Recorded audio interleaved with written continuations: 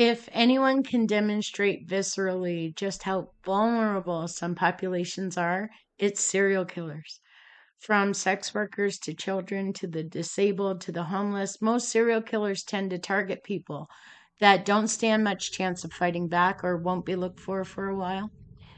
Personally, I think serial criminals are the best reason society has to make sure our most vulnerable groups are protected. So today we're going to go all the way back to the Kingdom of Prussia to look at a man who died just under 100 years ago. Karl Denke was born back in 1860 in Oberkunzendorf in Silesia, which is now Zabici in Poland. He was born to farmers but ran away when he was 12 without any explanation. He tried and failed at a few ventures, farming, being a landlord, until he began running a little shop that sold leather goods and boneless meat.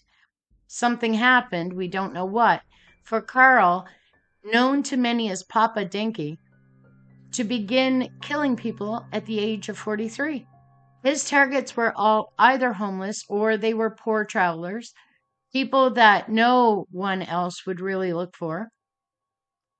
He took at least 30 lives, but the true number is likely more than 42.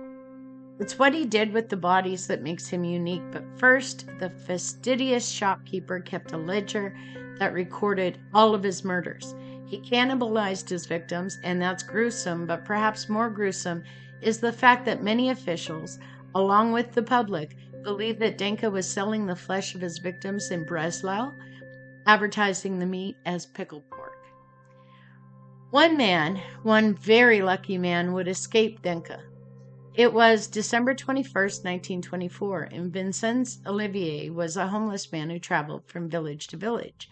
When he arrived in Denke's small village of Munsterberg, people told him to go see Denke, who was a kind old charitable man who would probably help Olivier. Denke offered to pay him to write a letter for him for 20 pfennig. So Olivier is sitting at a desk and writing this letter. He turned to look at Denke at one point and saw the man raising a pickaxe, ready to smash him in the head. Olivier managed to get away from the main force of the blow, receiving a long gash to his temple. He was able to get the weapon from the older man. Then the village was startled by screams of, "He's a madman!" as Olivier fled into the street. Neighbors, seeing the state Olivier was in, brought authorities to the little apartment Denke had been living in.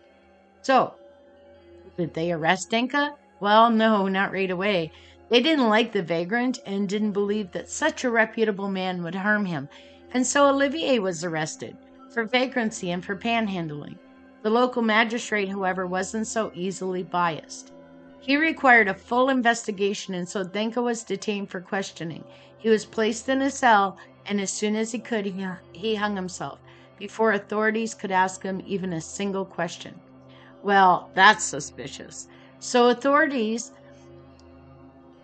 they were not just going to let it end there. Off they go to search Denke's little apartment, and oh, the evidence they found. There was flesh brining in tubs, boxes of human bones, fat stored in grease pots, and human leather products. Yeah, I said that. Human leather products. Belts, braces, cording, suspenders, shoes, shoelaces. They found some of the cording woven into baskets.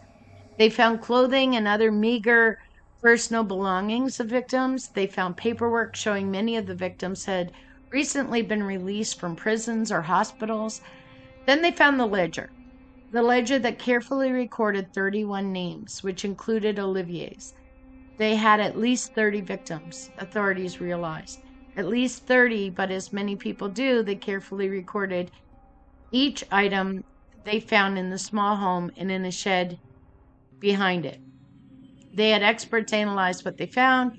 In the end, the experts estimated that they were looking at the remains of at least 42 different people. The neighbors would all say they had no idea. Don't neighbors always say that? Denke had also killed dogs and left their skins near his door, and so they assumed that he was killing and eating dogs. After all, food had been scarce during and after the Great War.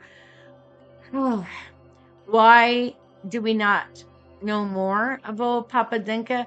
Well, not far away, the trial of Fritz Hermann and his accomplice was underway, and just a few days after Denke took his life, Hermann would be convicted.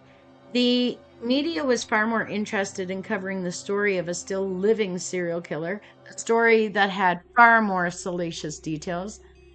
And for many years in Poland, the new owners of the house, the new occupants of that small apartment that Danka occupied, continued to find bones. Thank you for listening. If you're enjoying these videos and you want to see more, please click the subscribe button and hit those notifications so that you don't miss any uploads. We appreciate you. Thanks.